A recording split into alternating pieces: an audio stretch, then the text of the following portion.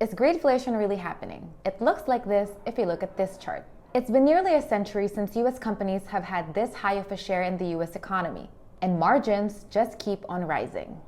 But where exactly is the line between inflation and price gouging? The most relatable way may be to look at the point of view of a small business owner. After all, if inflation is happening in the economy and the income that your company earns is your profit, then increasing prices is basically the way you will make ends meet. So greedflation kind of sounds harsh in that example. But greedflation is undeniable, and a Harvard social theorist wrote his magnum opus on it.